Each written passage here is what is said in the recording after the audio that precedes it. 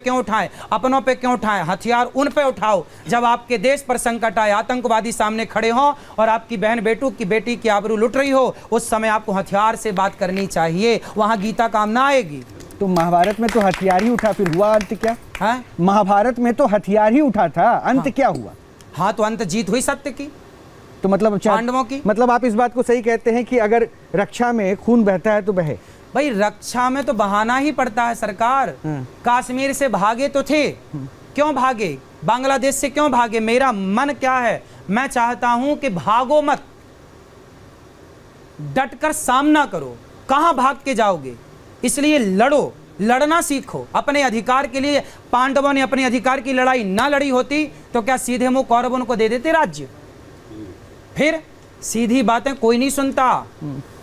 लेकिन एक पूरा जीवन बीत जाता है उस सच्चाई की लड़ाई में। इससे बेहतर है कि मध्यस्थता कर कर अगर आपसी बातचीत से सौहार्द बन जाता है तो फिर क्या दिक्कत है? ये भी एक विकल्प है ना। हम थोड़ी कह रहे हैं कि लड़ो। पांडवों का जीवन संघर्षपूर्ण था, कहीं भागे, गए तो थे शांति कहीं भागे, लाक्षागृह में आग लगा दी, फिर जान बचा के भागे, फिर कहीं छिपे, फिर वहां सतपुड़ा की गुफाओं में चले गए। तो कहाँ जीवन जिया उन्होंने? फिर यही हुआ ना। लेकिन अगले आरोप पर आते हैं, क्योंकि आपसे तो ये बातचीत बीच बीच में हमारी चलती है। कौरवों को समझाने श्री कृष्ण गए थे शांति का प्रस्ताव लेकर। कहा था दुर्योधन 5 गांव दे दो, बोला सुई की नोक बराबर नहीं दूंगा। जब नाश मनुज पर छाता है पहले विवेक मर जाता है। दुर्योधन की विनाश काले विपरीत बुद्धि।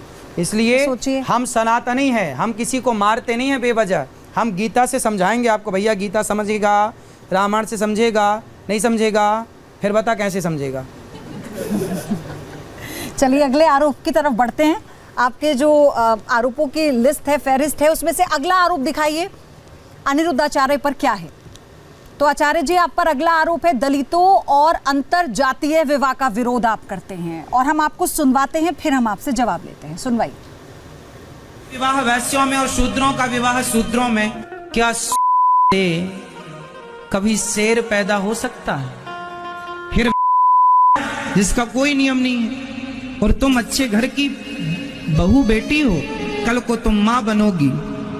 लड़की ब्राह्मण है और पिता शूद्र है। अब जो तुम्हारी औलाद होगी, संतान, तुम उसे क्या नाम दोगे? वो ब्राह्मण कहलाएगा कि शूद्र कहलाएगा? बताओ। ना वो पूरा ब्राह्मण हुआ, ना वो पूरा शूद्र हुआ, वह हो गया वर्ण संकरी। वर्ण संकरी मतलब विचारों की संकीर्णता, छोटे विचार वाला, छोटी बुद्धि वाला। देखो ऐसा है, हमारे यहाँ तो यही परंपरा बनी। जितने यहाँ बुजुर्ग लोग हैं वो सब ये जानते हैं कि हमारे यहाँ विवाह तो पानी पियो छान के, विवाह करो जान के, है ना। विवाह के समय पे बहुत पड़ताल होती है। तुम्हारा गोत्र क्या है, तुम्हारा नाम क्या है, तुम्हारे बाप दादों का नाम क्या है। भाई ये विवाह है, कोई बाजार नहीं है कि हम आलू बैगन खरीद रहे हैं। बेटी के लिए, जीवन भर के लिए लड़का चुन रहे हैं, लड़की चुन रहे हैं। उसके लिए ब्राह्मण एक विचारधारा है। ब्राह्मण की विचारधारा वाली लड़की हो, ब्राह्मण की विचारधारा वाला लड़का हो, तो दोनों का बढ़िया चलेगा। क्षत्रिय विचारधारा की लड़की हो, क्षत्रिय विचारधारा का लड़का हो, ये विचारधारा। ब्राह्मण क्या एक विचारधारा, क्षत्रिय क्या एक विचारधारा है, एक व्यवस्था है। और ये व्यवस्था क्या है कि ब्राह्मणों का विवाह ब्राह्मणों में, क्षत्रियों का क्षत्रियों में, वैश्यों का वैश्यों में। ये यदि हो गया तो क्या होगा? वर्ण संकरता फैलेगी। पुराणों में लिखा है कि भय वर्ण संकर सब भिन्न सेतु सब लोग। रामचरितमानस में उत्तरकांड में लिखी है ये बात कि भय वर्ण संकर सब। आज लगभग लोग वर्ण संकरी हो रहे हैं, और वर्ण संकरी जब होंगे तो क्या होगा? पितर तुम्हारे पानी नहीं लेंगे तुमसे। श्राद्ध करने का अधिकारी वो बालक नहीं होता जो वर्ण संकरी होता है। तो जो परंपरा है उन्हें फॉलो करना है। आज की आधुनिकता के नाम पे ये नहीं कि जो अच्छा लगा, माई लाइफ माई चॉइस। का है भैया? भाई थोड़ी कोई परंपरा भी है कि नहीं? यदि सारी चीज़ें माई लाइफ माई चॉइस में आ जाएंगी तो फिर परंपराओं का, संस्कारों का क्या होगा? तो वो चीज़ें भी तो आपको ही बचा के चलनी। सुनो, गुलाब होता है, यदि वाइट कलर के गुलाब को रेड कलर के गुलाब से मिक्स किया जाए, दोनों की कलम जोड़ी जाए, तो उससे जो गुलाब होगा ना वो तीसरे कलर का होगा। ये बात आप मानते हैं? उसी तरह कि ब्राह्मण और क्षत्रिय से दोनों के मिलन से जो संतान होगी वो तीसरी कहलाएगी ना, वो ब्राह्मण ना क्षत्रिय, वो वर्ण संकरी क्या है, उस इस वर्ण संकरता से बचना है। आज हमारे देश में मुगल आए तो क्या मुगल स्त्रियों को लेकर आए थे?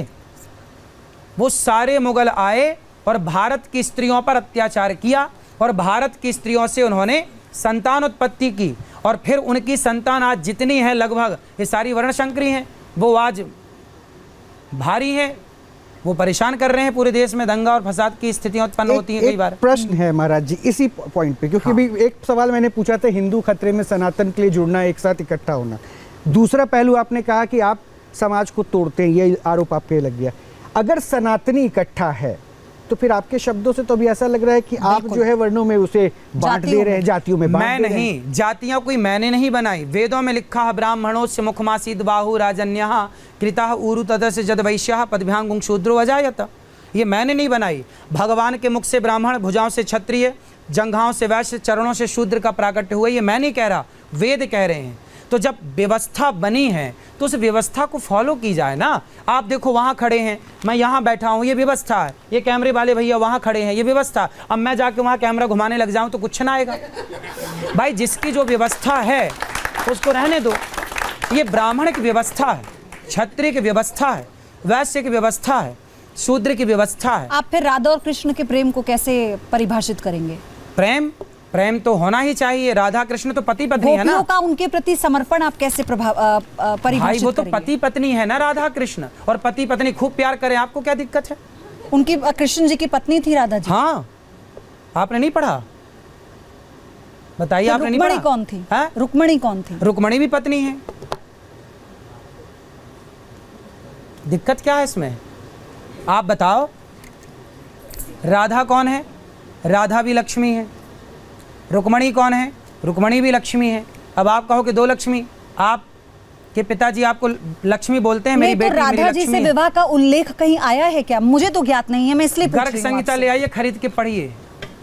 गर्ग संहिता ले आइएगा, उसमें राधा जी का कृष्ण से विवाह हुआ है। ब्रह्म वैवर्त पुराण खरीद के ले आइएगा, उसमें राधा कृष्ण के विवाह का वर्णन हुआ है। वृंदावन आइएगा, भांडीर बट मैं आपको ले चलूंगा। आज भी वो स्थान है जहाँ ब्रह्मा जी ने राधा जी के साथ श्री कृष्ण का विवाह कराया है। जो लोगों को जानकारी नहीं है तो वो आज के लड़का लड़की क्या करते हैं, अरे तुम मेरी राधा बन जाओ। ये तो केवल भ्रमित कर रहे हैं लोग राधा के नाम पे समाज को। राधा कृष्ण तो सदा से पति पत्नी है।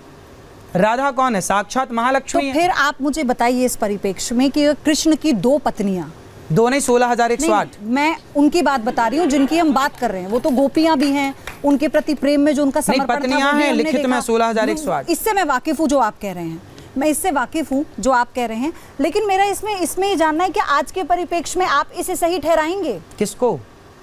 अनेक पत्नियों को। अच्छा, पति का मतलब जानते हैं क्या होता है? बताइए पति का मतलब। आप ही बता दीजिए, आप ही सब ज्ञानवर्धन कर रहे हैं तो मैं चाहती हूं। हमारे यहाँ पति होता है राष्ट्रपति। हमारे यहाँ एक पति होता है सेनापति। पहले हर राजा के पास एक पति था, सेनापति। अब सेनापति था तो सबके ही पति, पार रक्षणे धातु से पति बनता है। जो रक्षा करे उसे पति कहते हैं। और आप एक आरती गाते हैं, गाओ मेरे संग। तुम हो एक अगोचर सबके प्राण। तो सब आप जो प्राण ले रही हो मेरी बहन, ऑक्सीजन, तुम्हारे भी पति भगवान ही हैं। और ये भैया खड़े हैं, इनके पति भी भगवान। हम सब प्राण ले रहे हैं, ऑक्सीजन ले रहे हैं ना, तो लिखा ना तुम हो एक अगोचर सबके प्राण। तो सबके पति, पारक्षणे धातु से पति, जो रक्षा करे। हम सबकी रक्षा भगवान ही कर रहे हैं। अभी कोरोना काल में ऑक्सीजन के लिए मर गए लोग, तो भगवान ही तो सबका पालन कर रहे हैं। तो भगवान सबके पति, मीराबाई ने पति रूप में चाहा कृष्ण को। आपको कोई ऐतराज मीरा से? तो फिर पत्नी का उल्लेख भी कर पहले मेरी प्रश्न का उत्तर दो जी, कि मीरा ने कृष्ण को पति रूप में चाहा। कोई ऐतराज नहीं, वो उनकी ऐसे भक्ति ही है, उनका समर्पण है। सतयुग त्रेता द्वापर, सतयुग त्रेता द्वापर की जितनी स्त्रियां मीरा जैसी होती हैं, जो कृष्ण को पति रूप में चाहती हैं, वो सारी नारियों को भगवान द्वापर में इकट्ठा करते हैं। सबके लिए अलग अलग तो आ नहीं सकते ना, तो सबको इकट्ठा करते हैं और भगवान आते हैं और सबके मेरा ये सवाल पति के रूप, पत्नी के रूप में आज के परिप्रेक्ष्य में, आज के परिप्रेक्ष्य में अगर कोई लड़की, कोई